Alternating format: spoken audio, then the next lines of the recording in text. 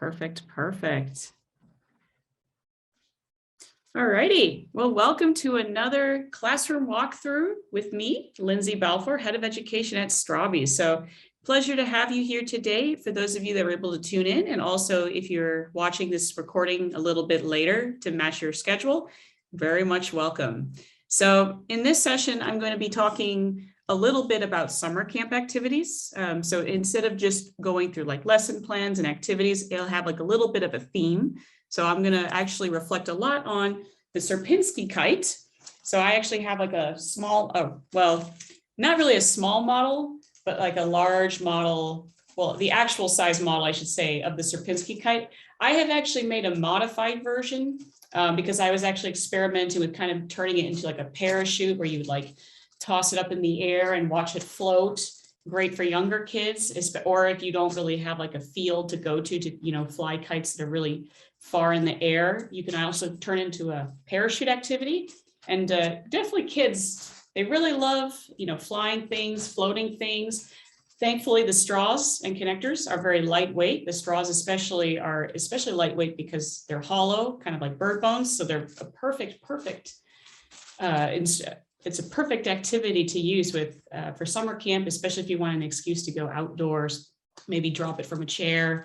If you're able to drop it from a tree or a very high point of your space in the summer camp.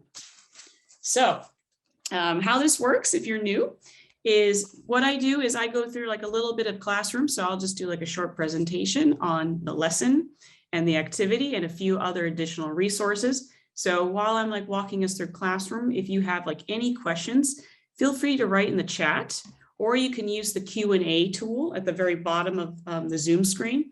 So you're welcome to share some questions there. And because I won't be able to see them while I'm, sharing my screen, I'll get to them when I'll save like the last 15 minutes of this webinar for that. So I'm going to go through for about 30 minutes or maybe even a little bit less than 30 minutes on just going through classroom. And also at the very end, we're going to have a giveaway. My friend Vivian she is here and she's going to actually help facilitate a giveaway, and she's going to announce the winners for up to 3 winners to win 3 kits free of charge sent to you anywhere, anytime in the world. So definitely stay tuned until the very end of this webinar and you have a chance to win. So, and also, if you have like any questions that are maybe beyond this session, because it's a very short time, you also are welcome to email me, and I'll even put my email already in the chat. And you're also welcome to, again, give me some questions and I can answer them best I can in this session, but feel free to email me after. We will send all the links of the resources that are presented in this webinar after, as well as this is also going to be recorded. So maybe you want to have another, another experience. You want to like maybe reflect on maybe what was said in this session. So we're going to be posting it on Strawbees Classroom in the Classroom Walkthrough May 2022 page on Classroom. So I'll post that also in the chat at the very end of our session today. So without further ado, let's look at Strawbees Classroom. Okay, just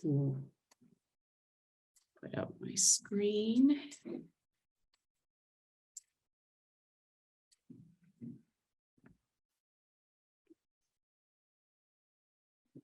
There we go. All right, Strawbees Classroom. So I've taken the chance to already log into Classroom, and I wanted to start with the dashboard. So in the dashboard, it's basically a personalized dashboard that is custom to your user base. So say you are an educator that maybe works with like 4th grade students, or maybe you work with a range of students like 3rd through 8th grade, because maybe you do after school programming. This dashboard is actually custom to based off your users and your students. So if you also have certain kits, if you have like a kit that is just connectors and straws for building material, it'll also show student resources that is specific for your kit. So if you also have like microbit, there also will be microbit resources also featured in the dashboard. And it's also a place to get the latest news, also some new resources that we published. So at the very bottom, I have like 4 resources. 2 of them are courses. And a course is basically a collection of many different resources. So it's like a thematic collection that and in this case, it's on renewable energy. So it's like on hydroelectricity, wind power, solar energy. So this is like a course that you can actually share to your students so they can actually do each lesson or activity in the course if they would like to. Or you can actually just participate in a single lesson. Maybe it's a lesson or it's like an activity that maybe will take 30 minutes, or it's a lesson that's about 30 minutes. And then if you go into a course, it could be up to 3 days worth of resources. So we really make a lot of student resources flexible for your needs, especially for if you're in summer camps, if you're an after-school program, if you're a classroom teacher working with K through 12th grade. The dashboard is always the place to end up if you need guidance on some materials relevant to you. So now if I go into the library is basically the ecosystem where you can find all of the resources in one place. And, as you look through, there's like this beautiful chromatic, experience of different activities. And maybe it could be a bit overwhelming to just scroll through and look at all these different models. Maybe you're not sure where to get started. Or maybe you want to also remember that maybe you want to find like a certain theme that like on animals, for example, or if I want to feature the kite or something about forests and flying, I can actually go into up here and we have this like wonderful filtration system. So I can click on here and there's like categories. So activities, explorations, lessons. So basically a student resource you can share directly to your students. If I wanted to search by topic, so animals, as I said earlier, or cardboard. In this case, I want to probably find the kite. So I'm going to click on the forces. And there's quite a few materials in here. But if I just scroll down and look for the bright blue sky, I can find the Sierpinski kite, this Sierpinski kite flying forces lesson. And then right next to it is also an activity called Fly a Sierpinski Kite. So what's the difference?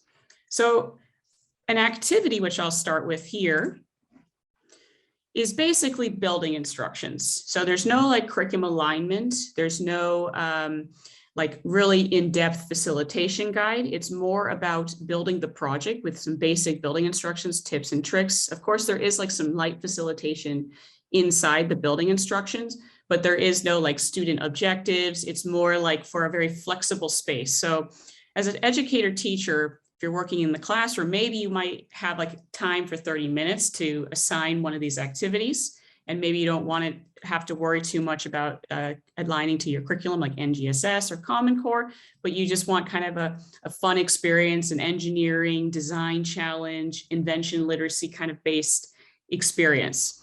So here it kind of gives you the materials list. So like one of the kits that works really well with this. So if you wanted like a large group of students to build, you would actually get the STEAM school kit, which is like enough material for up to 30 students at once to use. So you can actually have 10, 12 kites produced from the STEAM school kit.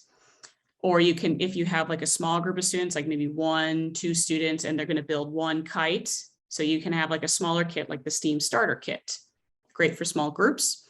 And then there's like a list of extra materials like scissors, tape, string, and extra materials that you would need on top of using the Strawbees kits.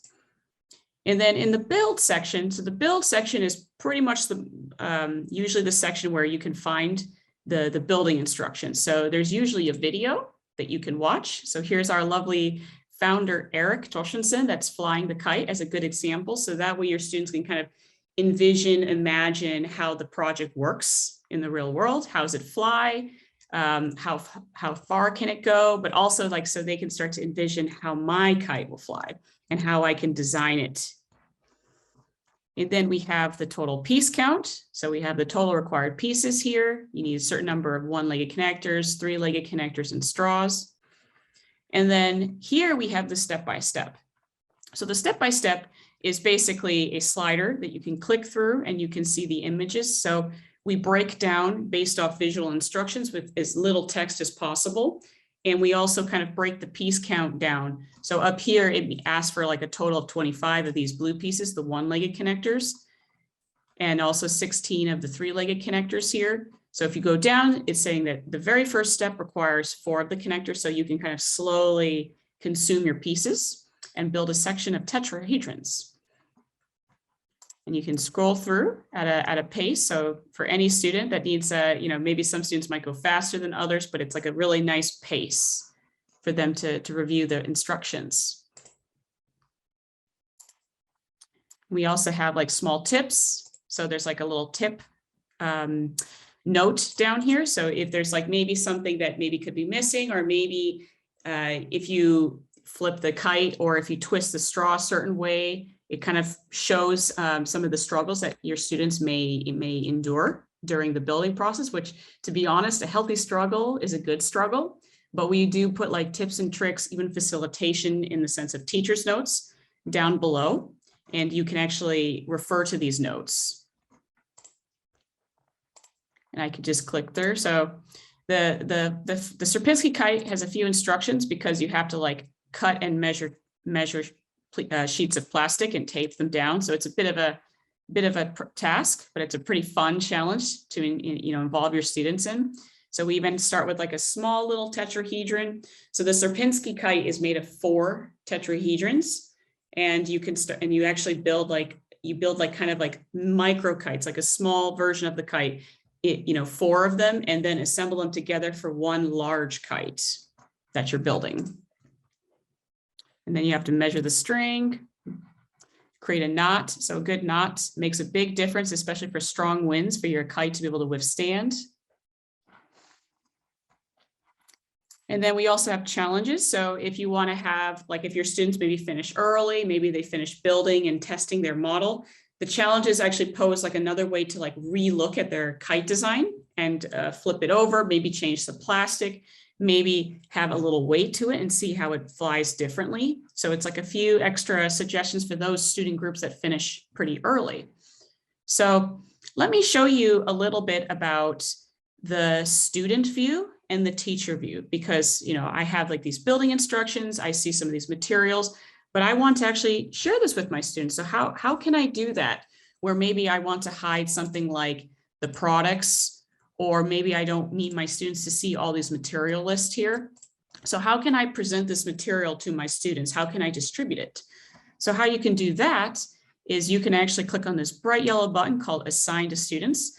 So in this view, we're actually looking at the teacher view. So in the student view, you actually would not see any of this these notes, teacher's notes, or compatible products, or you wouldn't have students go to the store. So what I did is when I clicked on Assign Students, there's actually 2 ways currently I can share this resource with my students. I have Google Classroom, which is like a way to share a link and put it into Google Classroom if that is your learning management system. Or if you don't have a learning management system, you can also just copy the link and just simply add it into the top. In this case, I will just copy and paste it up here. And I'll just take a moment to load. And then now I've engaged the student view.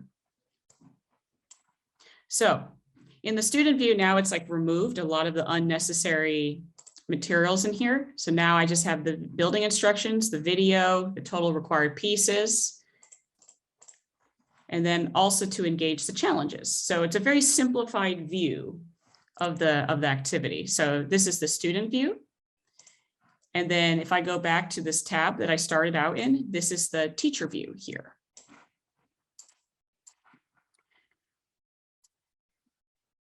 So now let's look at the lesson. So, there is a good bit of a suggestion for the activity where we say that it's for 25 minutes. I think actually it could probably take longer. You can easily spend an hour, maybe an hour and a half, especially if you want your kids to play outside, testing their kites. Maybe it's a really nice, sunny, windy day. It's a perfect conditions for flying kites. So of course, it's up to your discretion. We provide like the duration, the age range as suggestions, but this is actually a great activity for younger kids, especially if you want to do more of like throwing the kite in the air and maybe not worrying about tying knots. You can actually just have it as a simple exercise of, more of a parachute, having things float and fall to the ground. So now I'm going to exit and go back to the library. And I'm going to show you the lesson resource. So there's a way in the filter that I can find it. So I'm just going to go to lessons. And then I'm going to scroll down and I'm going to look for the Sierpinski kite here. So now I've entered the lesson version. So the lesson is usually a much longer experience. It could be easily a few hours, like 1 hour, 2 hours, 3 hours, and it's a lot richer. So in the lesson, it's more about having curriculum alignment. So with like NGSS, Common Core, it has like, some of these like curriculum connections. It has extra like downloadable materials like assets, like a student journal, as well as a guide on Platonic solids, because we do reference words like the tetrahedron, which is also known as a type of pyramid. So maybe you need like some pre-lesson material to share with your students, because if they're not very familiar with some of these terms, it's very helpful to share with students so they can kind of see the presentation of the Platonic solids and also know that the tetrahedron is one of the 5. And we even have like extra booklets that you can download and print and distribute to your students. So we even have like some print material in a lot of the lessons as well. And of course, the lessons also have a teacher and student view. So things like seeing the list of the standards, the forces and interactions with like NGSS, you wouldn't want your students to see this. So in the student version, you wouldn't actually be able to view. So I'll show you what that looks like. Just so you can just quickly take a look through. And now it's hidden everything in the sidebar and it's kind of brought it down to the student facing. So having overview and objectives. So like student objectives. So they understand like what they're about to learn through this lesson. That matches the alignment to NGSS standards. Some preparation. So a few vocabulary words that they will engage with. That's going to be put into the text, as well as a quick pre-lesson on Platonic solids with some beautiful visual graphic media, even going a little bit into prisms, just so students can start to envision, well, maybe if I want to redesign my kite, how would it fly if it was a hexagonal prism, or if I made an isohedron kite? So it actually kind of opens students' minds fairly early in the process when they start with the tetrahedron kite, that maybe they want to experiment with the Platonic solids and build like a modular kite that way. And then we also have, so in the lesson, we have these 2 sections called warm up and imagine. So in warm up and imagine, think of these sections as like kind of building context, some understanding around the kite. So we do a little bit of an introduction around tetrahedral kites. Alexander Graham Bell is a great inventor. He also built a large set of tetrahedral kites. So he's like a fantastic inventor to kind of share his process in the early days before the airplane was invented. He was not the founder of the airplane, but his contributions of building this massive tetrahedral kite was a contribution to that research and understanding. We also have like questions and answers. So it's like a multiple choice that you can click on. And it actually pauses for a few seconds. So if you don't know the answer right away, it just allows you to like reread it, maybe think about it, because especially some kids might click very quickly.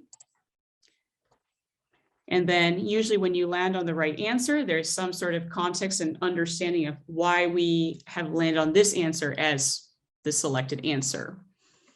And then with all the media, we have a lot of beautiful images. Some are sourced like as photographs that we find to show experiments of living kites in the real world, as well as learning about forces. So we have like infographic material, learning about the forces and how they affect the kite.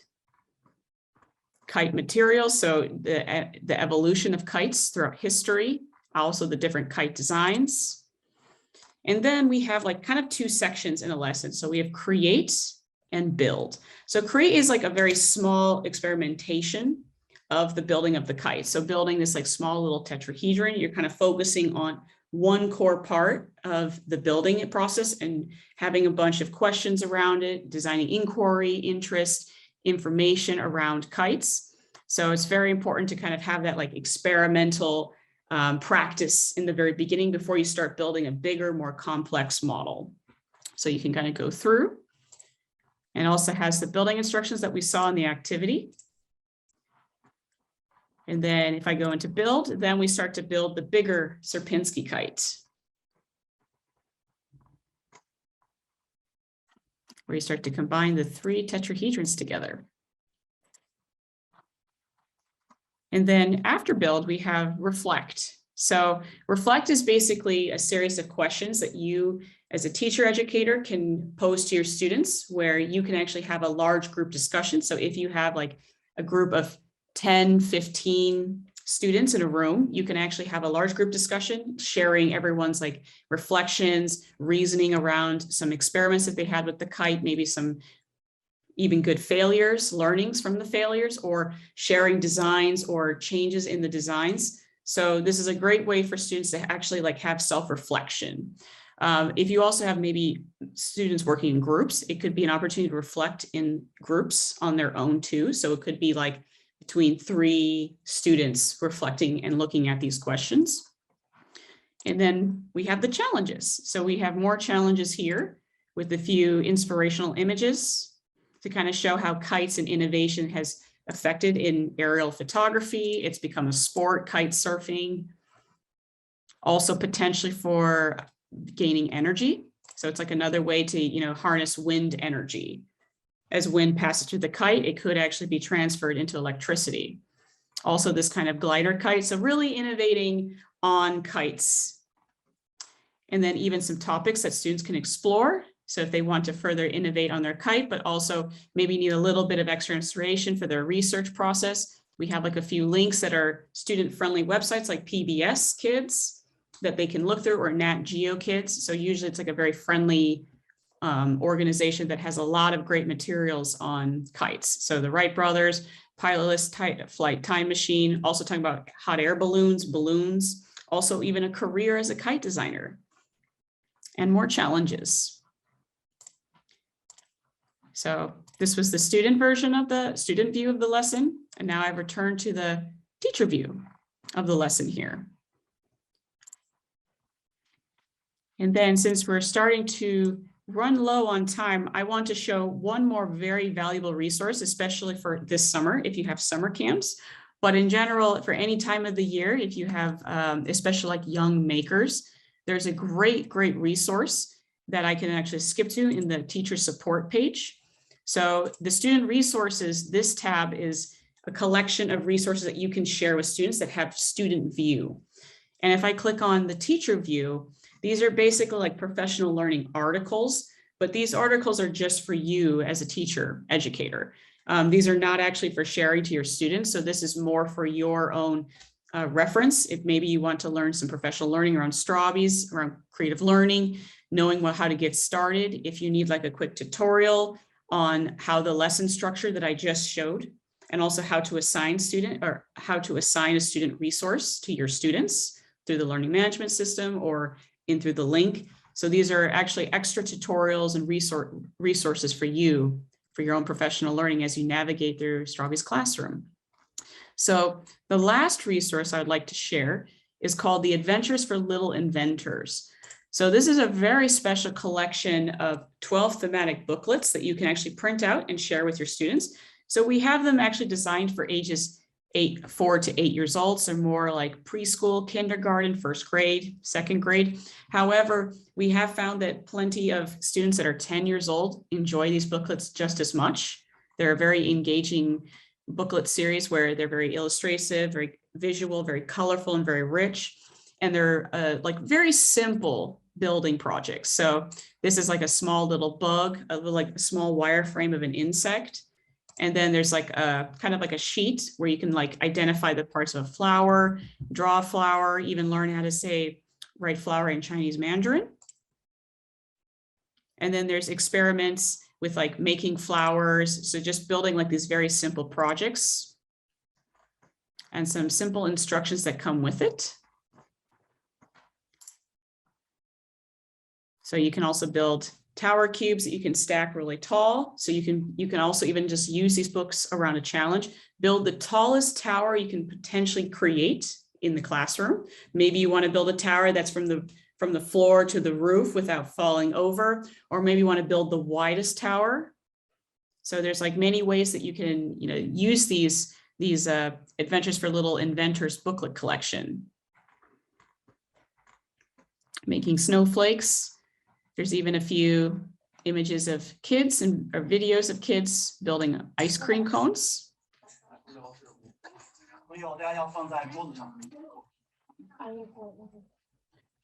So they're playing a small sharing game.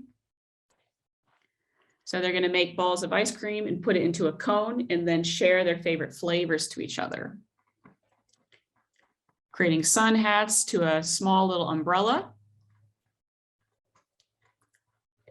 And then if you scroll down to the bottom, then you can find all the projects down here. So all 12 books are free to download and you can use them right away today.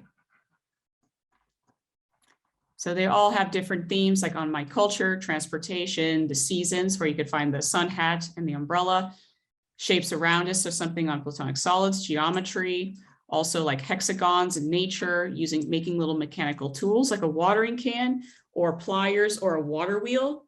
There's a lot of great activities just in this area alone. So it's called Adventures for Little Inventors. Okay. I see that there's a few things. Okay. All right. So does anybody have any questions? If you have any questions, let me know in the chat. I'm also happy to keep going through and walking through Classroom. Thank you, Regina. I'm very glad that you enjoyed the resources and the tour. So maybe if anyone's writing questions, I'm just going to quickly drop all the links of what I presented already in the walkthrough. So the Sierpinski kite in the form of a lesson and an activity, the collection of 12 thematic booklets, the Adventures for Little Inventors, and also my email again. So you can contact me if you have maybe more specific questions around your needs. There we go.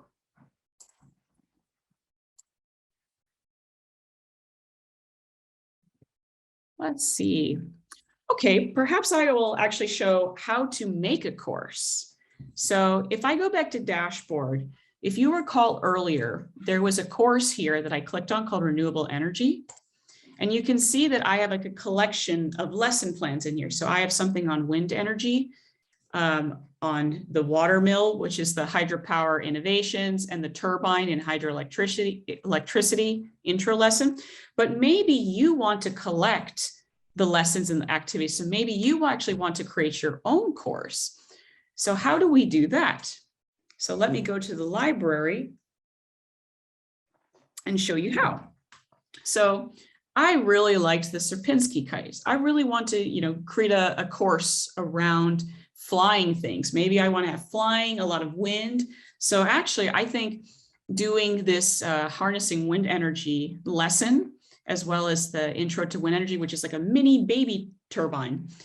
And I want to put the Sierpinski kite grouped into one course. So all I have to do is just present one link to my students. So how do we do that?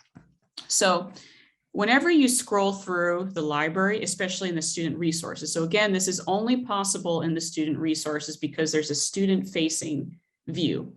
So at the very upper right-hand corner of each like resource type, there's like these 3 dots. So if you click on the 3 dots, there's an option that opens up called Add to Course.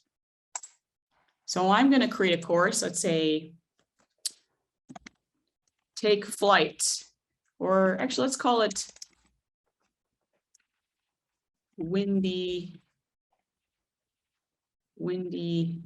day. So we'll call it windy day. So it's the day that maybe in summer camp, you have 2 days of going outdoors, flying kites and making wind turbines. So that's like your wind day.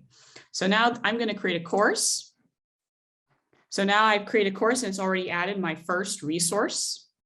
And then I'm going to go through and just add a few more. So I'm going to do the same thing to this harnessing wind energy lesson, add to the course. And because I just made it, I'm going to now select add existing course, windy day. And then I'm going to scroll through and look for the Sierpinski kite.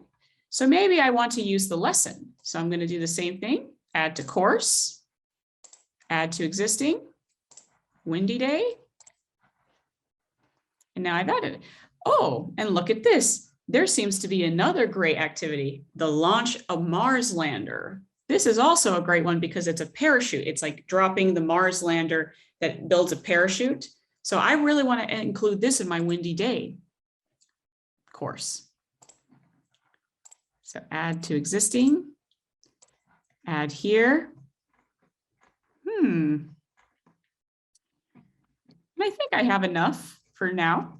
So now let's take a look at where I can access my course.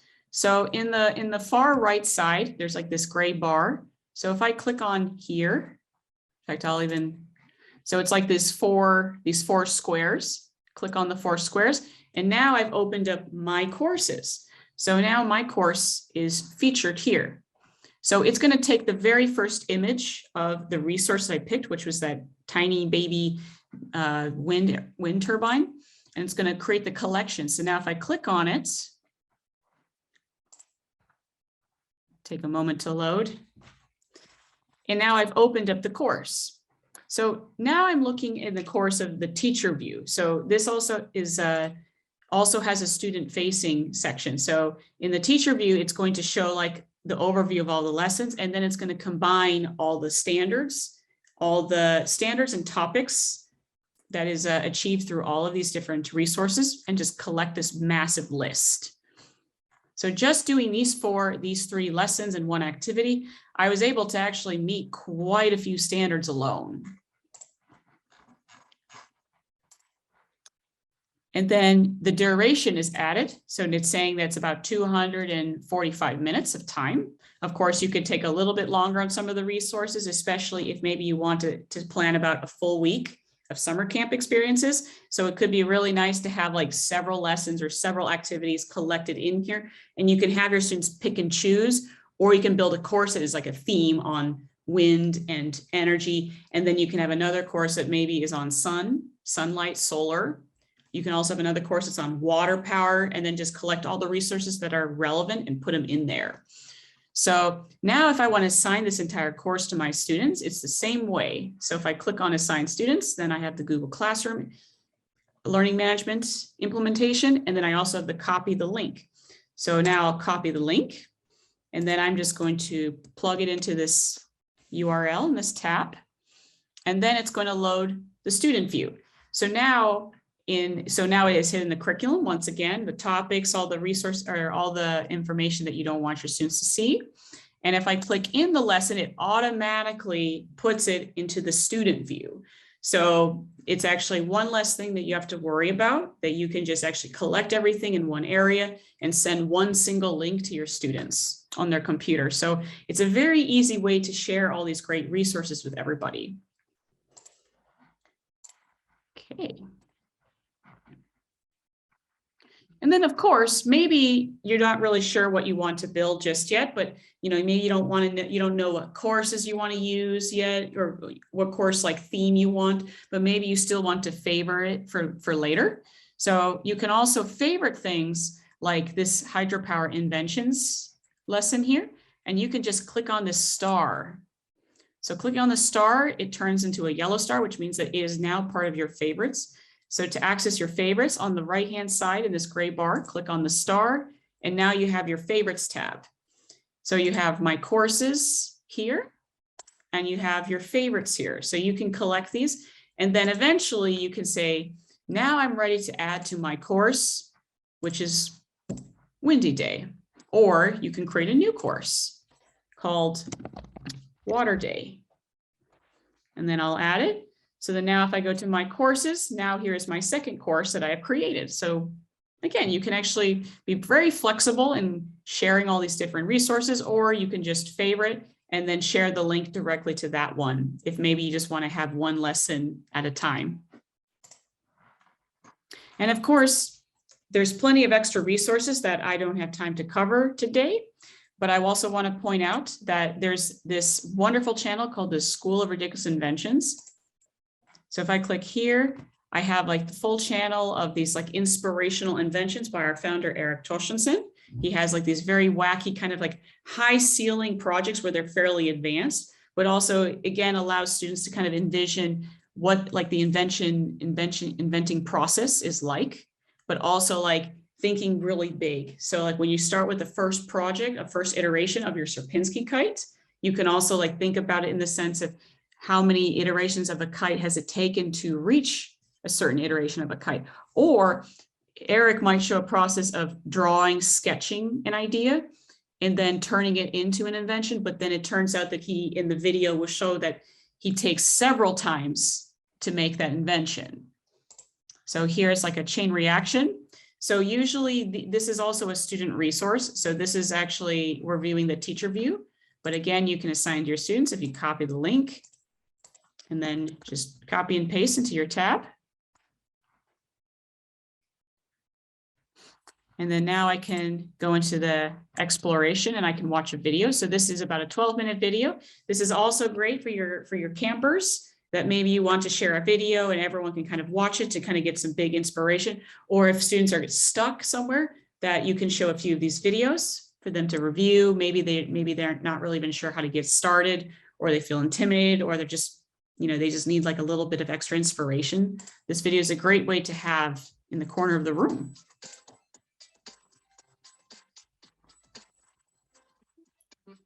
Learning by trying, that is our motto. Hello and welcome to today's special on the School of Ridiculous Inventions.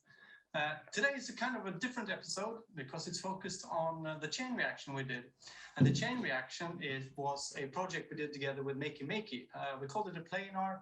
It was online at 0. So I can shift that in the code. These obviously are on. So lots of nice balance, so it's easy to tip off, but it's still standing there before, so you don't get accidental trigger. Let's do the grand finale. Oh, come on. Yeah. Yeah. Yeah.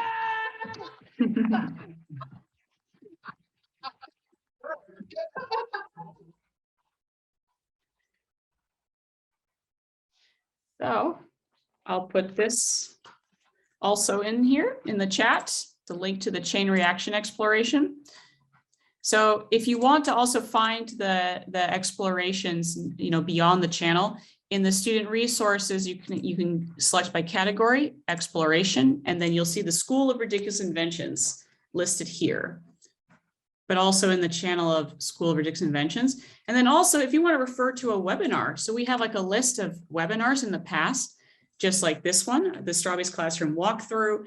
We've had anything on getting started with robotic invention and microbit, to art bots and architecture, so drawing robots, to having a partnership with CodeJoy on using the earthquake simulator, to making friend bots with our friends at Microbit Education Foundation. So there's a lot of different resources for your own professional learning. So these webinars are not something you can share with your students, but it's more for you. So you can refer to these videos. There's quite a few videos. You have several hours of videos just alone this section if you would like to watch at your own leisure. But also the recording of this session will also end up in the Planars channel of Strawbees Classroom. And I see that now I have a question. Sandra, you ask, is there a way to use the individual booklets as part of a course? So the answer is currently no. The idea is that we will actually translate all of the activities that are in the booklets eventually into a student resource that you can share directly from Classroom. But for the time being, the only way you can share those booklets is actually downloading and printing them. So you would have to go to this article, The Adventures for Little Inventors, scroll down to the bottom, and you would just have to download and print them. However, you can download them and put them into, if you have a learning management system like Schoology or Google Classroom, you can actually download it as download it and put it into your learning management system and share with your students that way. But I also really encourage you to print them out, because there is like some drawing interactivity that is kind of part of the experience. So I'd recommend probably printing it out and sharing if you can. But a very good question. But definitely stay tuned for the period when we will actually translate those books into classroom, because then at that point you can make a course, but that will be coming soon. All right. So if we don't have any more questions, I think, Vivian, do you have something to share with us? And you're very welcome, Sandra.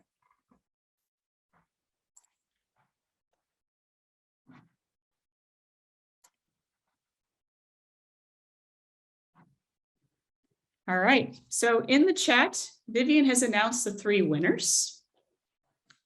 We have Carla, Regina, and Sandra. Congratulations. So Vivian is going to be in touch with you via email. Also, you can email her. She shared her email in the chat. So if you are a winner, please, please, please reach out to her. She'll reach out to you. But congratulations on winning your free kits.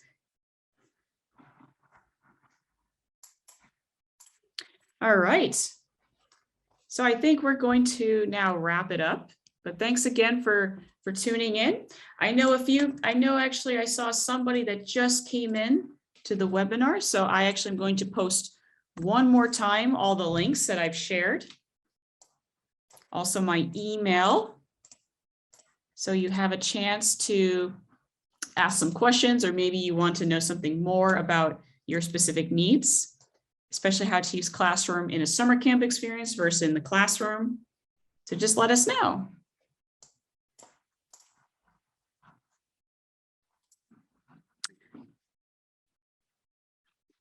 All right. Let me see.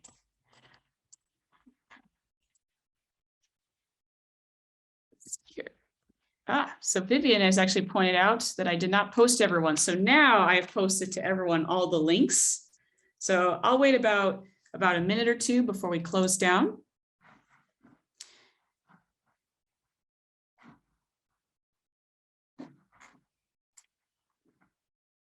Gabrielle, thank you. Thank you for saying you love Strawbees. We love you. We love all our teachers, educators. Thank you. Thank you for the things every day that you bring to your students or kids, whether you're in homeschool, classroom, summer camps, or if you do it all. Thank you for bringing it. Thank you for teaching. Good night, everyone. Take care.